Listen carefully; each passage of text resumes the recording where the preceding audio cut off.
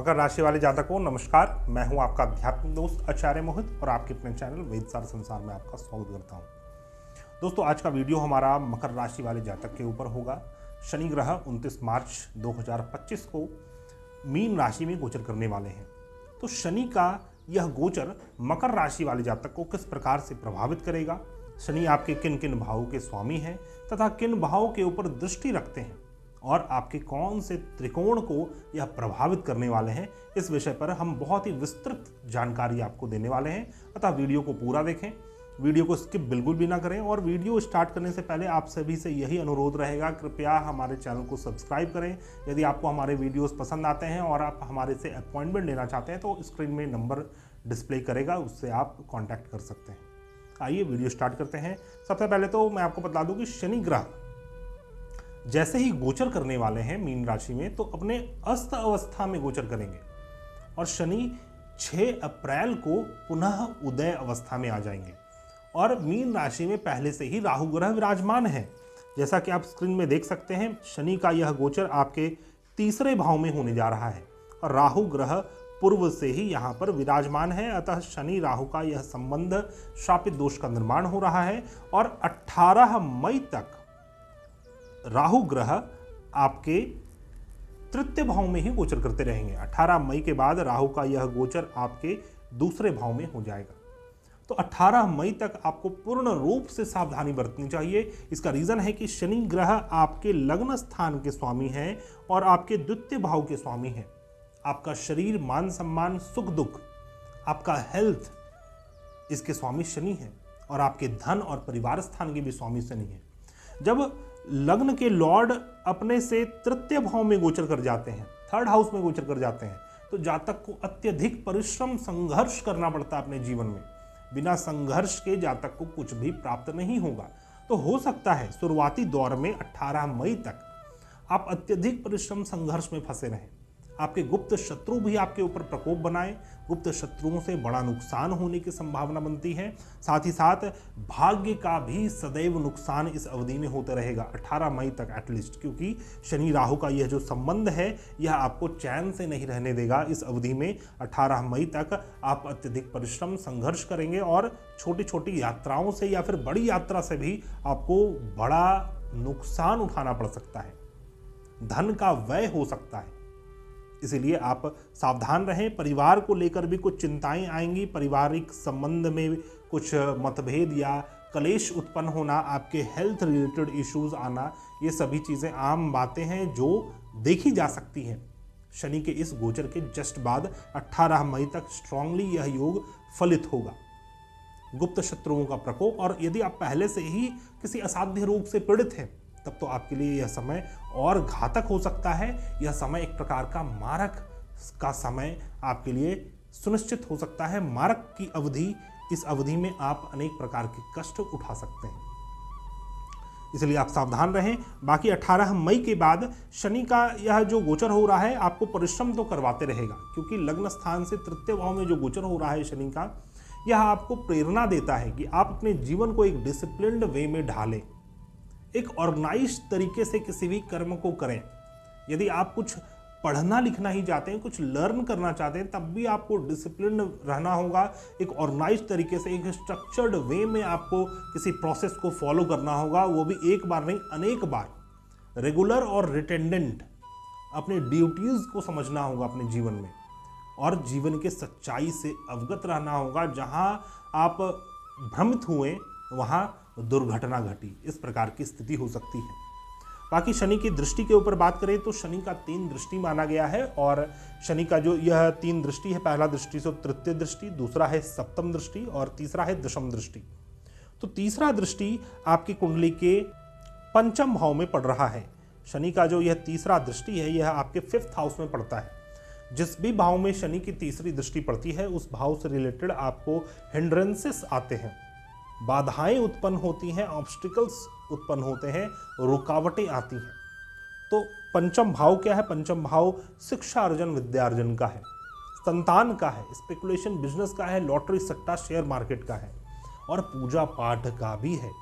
तो इस अवधि में आप अपने संतान को लेकर चिंतित होंगे, संतान के हेल्थ को लेकर आप चिंतित हो सकते हैं। साथ ही साथ आप यदि स्टडीज़ करते हैं, आप स्टूडेंट हैं, विद्यार्थी हैं, तो आपके शिक्षा अर्जन में भी परेशानी आएगी, रुकावट आएगी। किसी न किसी रूप से आपका ग्रेजुएशन बीच में रुक सकता है, या फिर आप ग्रेजुएट के लिए एडमिशन लेना चाहते हैं, ग्रेजुएट होना चाहते हैं, तब भी उसमें विघ्न बाधाएं आती रहेंगी और आपका लेट होगा, एजुकेशन में आपको लेट होगा, ऑब्स्टिकल्स उत्पन्न होंगे, रुकावटें उत्पन्न होंगी। तो इससे संबंधित क्या उपाय होना चाहिए, एक प्रबुद्ध ज्योतिषी से मिलकर आप इससे संबंधित उपाय को प्राप्त करें, क्योंकि एट प्रेजेंट आपके जीवन में किस प्रकार की दशाएं चल रही हैं वो बहुत डिपेंड करेगा कि इसका फल किस प्रकार से रूपांतर किया जा सकता है और इससे संबंधित क्या उपाय किए जा सकते हैं। शनि का सप्तम दृष्टि आपके कुंडली के नवम भाव में पड़ता रहेगा, 9th हाउस में पड़ता रहेगा। नवम भाव आपका भाग्य का स्थान है और पूर्व जीवन के शुभ कृत्य कर्मों का स्थान है, गुरु के टीचिंग्स का स्थान है और आपके पिताजी का भी स्थान माना गया है। तो नवम भाव में जब शनि की दृष्टि पड़ जाए, सप्तम दृष्टि पड़ जाए, तो जातक का भाग्य उदय तो होगा, धीरे धीरे होगा, लेकिन भाग्य उदय होगा। बड़ी बड़ी यात्राएं करेंगे आप इस अवधि में और उस यात्राओं से आपको अनेक लाभ भी होगा। विशेष तौर पे जीवन का जो रियलिटी है, जो हायर फिलॉसफी है, जिंदगी का हायर फिलॉसफी है, उसकी प्राप्ति इस अवधि में आपको होने वाली है। और शनि दुख, शोक, रोग, कष्ट, पीड़ा, व्याधि भी है। तो यह एक मीडियम होता है, एक माध्यम होता है जिसके माध्यम से शनि आपको फल प्रदान करते हैं। तो इस अवधि में पिता को लेकर कुछ दुख, शोक, रोग, कष्ट, पीड़ा, व्याधि आपको उठानी पड़ सकती है। गुरु के कोप का भाजन भी बनना पड़ सकता है। आपके मेंटर का जो पूर्ण सहयोग आपको प्राप्त होना चाहिए, आपको ऐसा फील होगा कि वो सहयोग पूर्ण रूप से प्राप्त नहीं हो पा रहा है। तो कुछ इस प्रकार के फल उत्पन्न होंगे। बाकी शनि का जो दशम दृष्टि है, 10th दृष्टि, यह आपके द्वादश भाव में पड़ रहा है। दशम दृष्टि is all about your responsibilities, आपकी क्या क्या जिम्मेदारियां हैं। तो द्वादश भाव को लेकर, 12th हाउस को लेकर कुछ जिम्मेदारियां आपके जीवन में आएंगी। 12th हाउस क्या है? आपका लोन है, डोनेशन है और आइसोलेशन है, स्पिरिचुअलिटी है। सगे संबंधियों में देखा जाए तो आपकी दादी माँ है, तो अपनी दादी माँ को लेकर कुछ रिस्पॉन्सिबिलिटीज आएंगी, या फिर कुछ ऐसे सर्कमस्टेंसेस जीवन में उत्पन्न हो सकते हैं जिसमें आपको कुछ चीज़ों को सैक्रिफाइस करना पड़े, कुछ चीज़ों को छोड़ना पड़े, डोनेट करना पड़े अपनी दादी जी को लेकर। और उसको लेकर आपको पूर्ण रूप से आश्वस्त रहना चाहिए कि आप उस चीज़, अगर उस प्रकार का कुछ सिचुएशन आए तो आप करने के लिए पूर्ण प्रकार से रेडी रहें।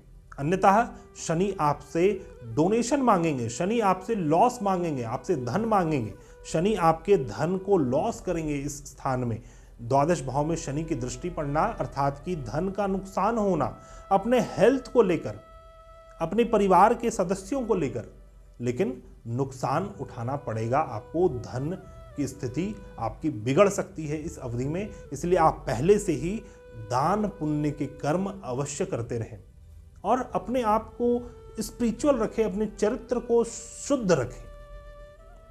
आइए समझते हैं शनि का यह जो गोचर हो रहा है, यह आपके कौन से त्रिकोण में होने जा रहा है। तो शनि का जो यह गोचर है, जैसा कि आप देख सकते हैं, यह तृतीय भाव में हो रहा है। तो तृतीय भाव जो है यह काम का त्रिकोण है। धर्म, अर्थ, काम, मोक्ष, ये 4 प्रकार का स्तंभ है जीवन का, जिसमें अर्थ के बाद जो भाव पड़ता है यह एक कामनाओं का भाव होता है। उसी प्रकार सप्तम भाव भी कामनाओं का है और आपका एकादश भाव भी कामनाओं का है। तो यह एक प्रकार का त्रिकोण का निर्माण कर रहा है, आप देख सकते हैं। और इसी त्रिकोण को शनि ग्रह पूर्ण रूप से प्रभावित करते रहेंगे, आपके जीवन में आपके कामनाओं को प्रभावित करेंगे। तो कामनाओं के स्थान में वैसे शनि कहीं ना कहीं अधिक शुभ फलप्रद माने गए हैं। तो आपकी कामनाएं पूर्ण होंगी, लेकिन विथ योर पेशेंस। आपको इम्पेशेंट नहीं होना है अपनी कामनाओं को लेकर। आपको पता होना चाहिए कि शनि आपकी कामनाओं को पूर्ण करेंगे। इसके लिए आपको क्या करना है? आपको डिसिप्लिन्ड होना है। आपको अपने जीवन में अपने वर्क को एक ड्यूटी समझकर करना है, अपनी जिम्मेदारी समझकर करना है।